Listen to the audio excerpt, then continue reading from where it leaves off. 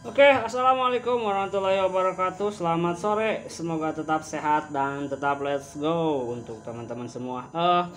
Jadi ini adalah video part terakhir dari proses pembandulan dan akan kita buktikan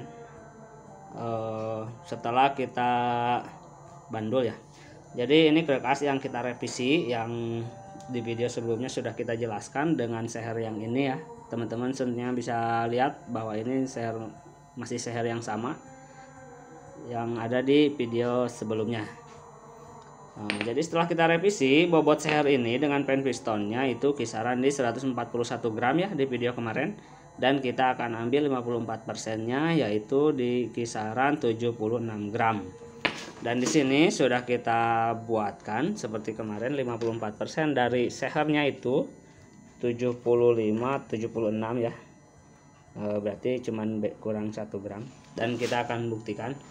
Nah, apabila teman-teman menemukan hal seperti ini, maksudnya apakah memang proses pembandulannya itu sudah berhasil apa masih kurang, teman-teman semua bisa simak video ini sampai selesai. Jadi ini hasil dari proses pembandulan, teman-teman semua bisa lihat kalau bandulnya itu lebih gede ya. Nah, ini bandulnya lebih gede.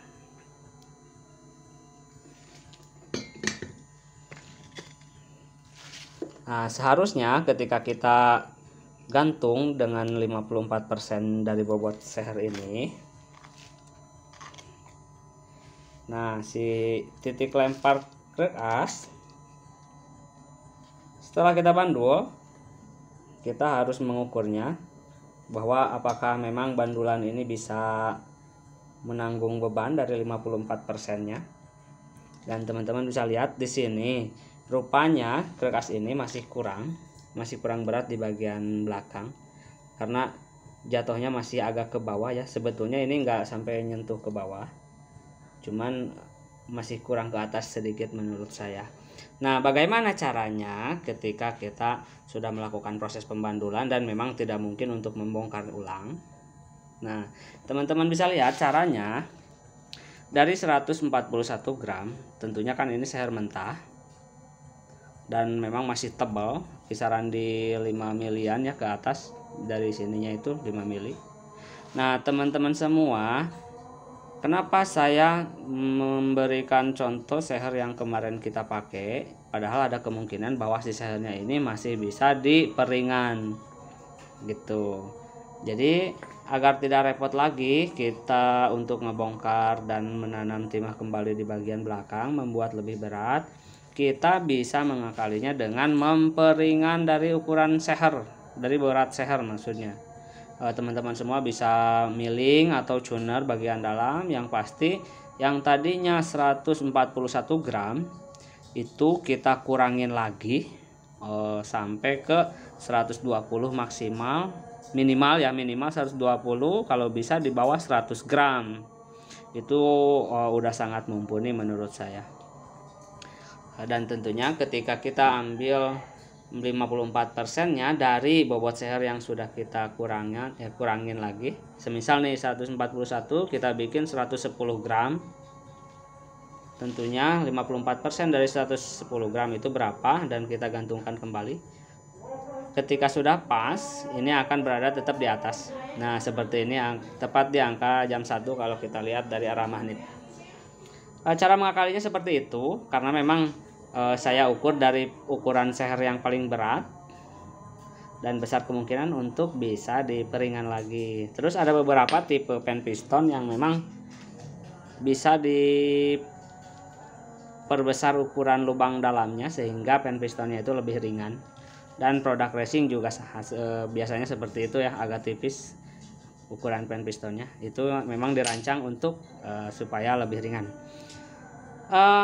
Setelah proses ini selesai, kita akan naikkan dan kita akan robah juga pompa olinya menggunakan MX yang ngirit-ngirit biaya lah ya.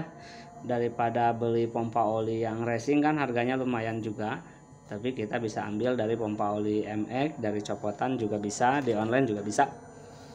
Terkecuali emang teman-teman semua punya budget lebih untuk membeli racing, tidak apa-apa, itu lebih bagus. Jadi kesimpulannya di video kali ini adalah video dari finishing ya, proses pembandulan yang kemarin kita revisi untuk video untuk berkas yang kita buat contoh ini. Jadi apabila masih kurang bandulannya, teman-teman semua bisa diperingan di bagian seher, intinya seperti itu. Jadi fleksibel ya, antara bandulannya yang sudah mumpuni atau memperingan seher juga nggak apa-apa. Tapi nah ini adalah bagian paling bagian pengaruhnya. Setelah kita perkuat di bagian krek as atau proses pembandulan, secara otomatis bobot bertambah di bagian tengah, dan ketika setting nanti kirian akan minta lebih ringan. Biasanya seperti itu ya, kirian akan minta lebih ringan. Dan biasanya kita kalau nyeting sambil jalan di track itu per-peran kita gunakan standar dulu, baru naik nanti mintanya gimana, bila perlu rasionya juga. Tapi setelah kita bandul, insya Allah settingan motornya itu nggak akan susah dicari, karena bagian tengahnya krek as, boring sama head itu biasanya udah kuat, jadi kiriannya kita nggak bakalan susah. Oke, terima kasih banyak untuk teman-teman semua yang sudah memperhatikan, menyimak, dan juga semoga di video kita ini memberi manfaat untuk teman-teman semua. Jangan ragu untuk mencoba, tapi takutlah untuk tidak pernah mencoba, karena ilmu itu tidak akan didapat tanpa kerendahan hati ya.